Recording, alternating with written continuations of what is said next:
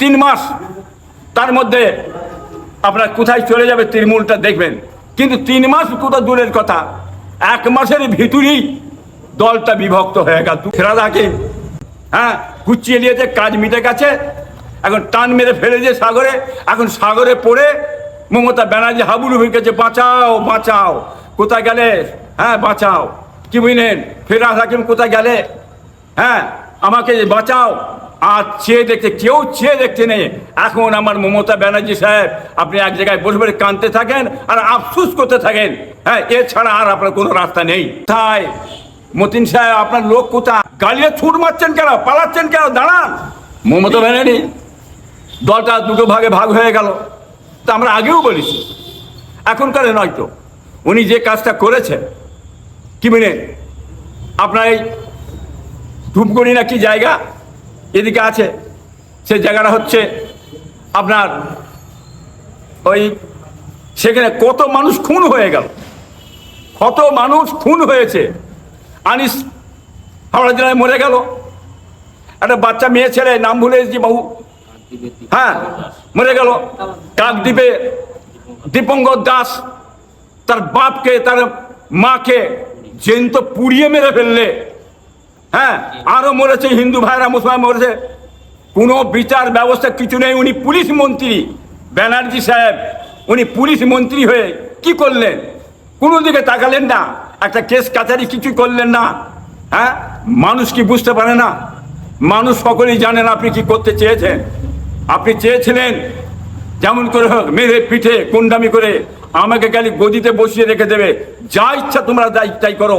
আজ লুট দাঁড়াত করে গোটা দেশটাতে তসরুপ করে ফেলেছে।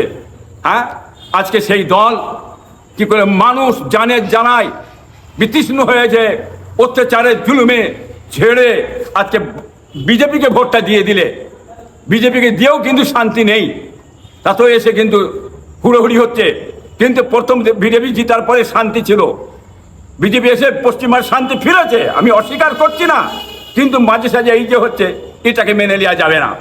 শান্তি ফিরেছে, তবে ব্যানার্জি সাহেব আসার পর তারা বলেছিল 3 মাস, তার মধ্যে আপনার কোথায় চলে যাবে তৃণমূলটা দেখবেন। কিন্তু 3 মাস কোথা দূরের কথা, 1 মাসের ভিতরেই দলটা বিভক্ত হয়ে গেল, দুটো ভাগে ভাগ হয়ে গেল। কি বুঝলেন? আর মমতা ব্যানার্জি সাহেব এখন কোন দিকে যাবেন? ওনার দলে কে আসবে? ঋতুপর্বে যে দলটা করেছে, ওই দলে কি মমতা যাবে? কি করে যাবে? ঋতুপর্বে বামপন্থী ছিল, সে তো বেরিয়ে গেছে, তাকে ফেলে দিয়েছিলাম, তাকে তৃণমূল তুলে নিয়েছিল, নিয়ে বড় পোস্ট দিয়ে বসিয়ে দিয়েছে। সে বসে আবার তৃণমূলকে গাদ্দারি করে দল ভেঙে নিয়ে চলে গেছে। এখনই কি বসতে পারছেন না? আপনার কাছে নিয়েছে, খেয়েছে, সব কিছু করে নিয়েছে, ঘর বাড়ি জমি জায়গা বিল্ডিং গাড়ি সব করে নিয়েছে, ইমারত করে নিয়েছে। আপনার দল যখন আমি অবস্থান বিক্ষোভ করলেন, কেউ আসেনি কেন? কোথা পড়লেন? পিছনের দিকে তাকালেন না? আজকে যদি আপনি মানুষকে একটা চাকরির ব্যবস্থা করে দেন, কম পয়সা বেশি পয়সা নয়, মাসে দিয়ে 6,000 5,000 6,000 করে একটা চাকরির ব্যবস্থা করে দিতেন, ঝাঁট দেওয়ার কাজ দেখার কাজ বিভিন্ন কাজে দিয়ে লাগিয়ে দিতেন। এই কন্যাশ্রী, যুবশ্রী, এই আপনার বিধবা ভাতা, এইসব না দিয়ে যদি 4,000 5,000 দিতেন, আজকে সে মানুষগুলো ভুলে যেত আপনাকে। কি বলেন? সব চলে গেল, এত টাকা পয়সা দিয়ে সব ভুলে গেছে। আপনার লাইনে তারা খেয়েছে, খাওয়ার পরে গাছ মিটে গেছে, আজকে সব পালিয়ে গেছে, আপনার পিছনে কেউ নেই, সেটা আপনি বুঝতে পারছেন। আগামীতে কি হবে আপনার দুর্দশা? দলটাই তো নেই। দলটা আমরা বলেছিলাম যে এই দলটা মমতার কাছ থেকে দলটা ভেঙে গেছে, দলটাই উঠে যাবে, মিটে যাবে। অতএব তৃণমূল দলটা পুরো মিটে চলে যাবে, থাকবে না। অতএব ব্যানার্জি সাহেব, আমার মনে হচ্ছে ইনি শেষ পর্যন্ত কংগ্রেসে যে হাজির না হয়ে যায়, এটি আমার আশঙ্কা মনে হচ্ছে। এখন কথা হচ্ছে ফেরাদ হাকিম সব সময় মমতার সঙ্গে ঘুরতো, বিরাট পোস্ট দিয়েছিলে। কি বুঝলেন? স্বার্থ কেটে গেছে, কাজ মিটে গেছে, কাজ মিটে গেছে। এখন উনি আর মুখ্যমন্ত্রী নাই, ওটার পিছন থেকে কি হবে কিছু পাওয়া যাবে না, আর কিছু পাওয়া যাবে না। এত বুকায়েরা নয়, এরা সব করা যে ঢুকে যাবে, ওই দিকে সব ঢুকে যাবে, বিজেপিতে ঢুকে যাবে, আপনারা দেখতে পাবেন। হ্যাঁ, গুছিয়ে নিয়েছে, কাজ মিটে গেছে, এখন টান মেরে ফেলে দিয়ে সাগরে, এখন সাগরে পড়ে মমতা ব্যানার্জি হাবুডু হয়ে গেছে, বাঁচাও বাঁচাও, কোথায় গেলে? হ্যাঁ বাঁচাও, কি বুঝলেন? ফেরাজ হাকিম কোথায় গেলে? হ্যাঁ আমাকে বাঁচাও। আর চেয়ে দেখতে কেউ চেয়ে দেখতে নেই। এখন আমার মমতা ব্যানার্জি সাহেব, আপনি এক জায়গায় বসে বসে কাঁদতে থাকেন আর আফসুস করতে থাকেন। হ্যাঁ, এছাড়া আর আপনার কোনো রাস্তা নেই। দেখুন হাড়ুয়াতে গেছে মতিন সাহেব, হ্যাঁ এনার সঙ্গে আমাদের অন্য জায়গায় মতবিরোধ আছে, কি বুঝলেন?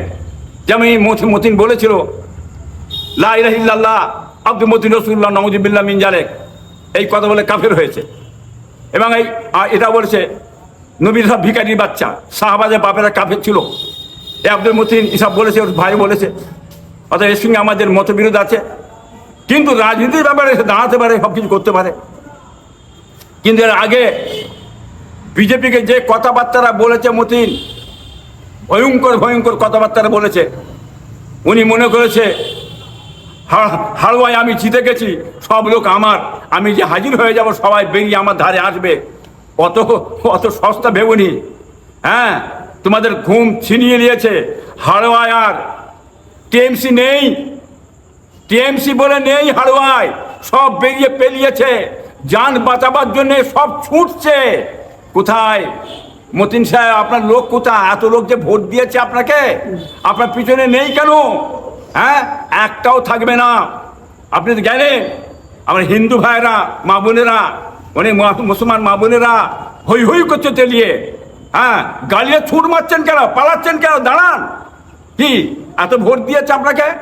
কেউ থাকবে না, এখনো তোমার সময় আছে বাঁচার। হ্যাঁ, রাস্তা খোঁজো, রাস্তা খোঁজো, এখনো সময় আছে। এটাও বলে দিচ্ছি, এইরকম অবস্থা ওই যাওয়ার জায়গায় যাওয়াটা মূর্খপনা ছাড়া আর কিছু বলে মনে করছি না আমি।